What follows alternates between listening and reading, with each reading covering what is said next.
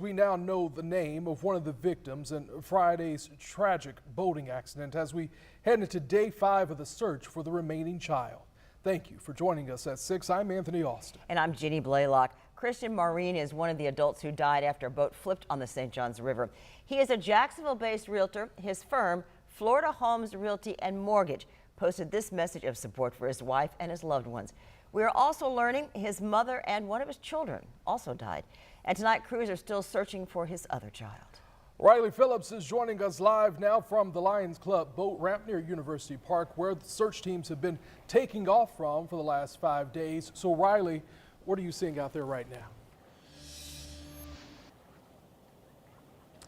Yes, Anthony, Jeannie, we've not seen as many law enforcement boats launch from this specific boat ramp as we did yesterday, but we've been seeing them out on the water throughout the day. We know crews with Florida Fish and Wildlife, the Jacksonville Sheriff's Office, Jacksonville Fire Rescue are out on the water searching. They're looking for the remaining victim, a child who's been missing since Friday when that boat flipped. And while we wait for more information from authorities on this search, I spoke with the dockmaster for the city of Jacksonville about the challenges of boating on the St. Johns River.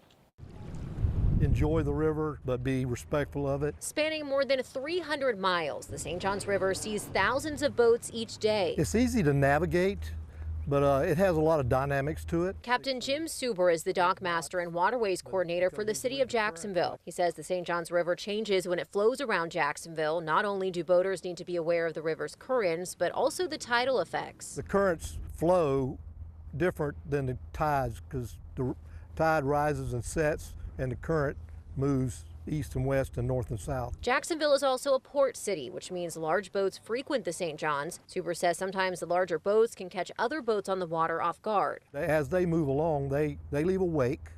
Our tugboats leave wakes. Our crew boats leave wakes. And there's nothing wrong with leaving a wake if you're in an area that is not a no wake zone. A lot of smaller boats kind of get a surprise with these tugboats and these deep drafts go by them. They realize how big they really are. The floor of the river can also impact boaters as some areas are deeper than others. Suber recommends people get familiar with how the St. Johns River changes and avoid boating at night if you're inexperienced on the water. Know your waterway, learn it a little bit before you go out on it.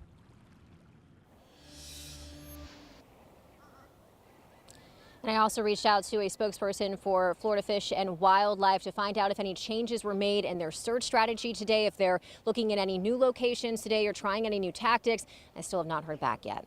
Live in University Park, Riley Phillips, First Coast News on your side.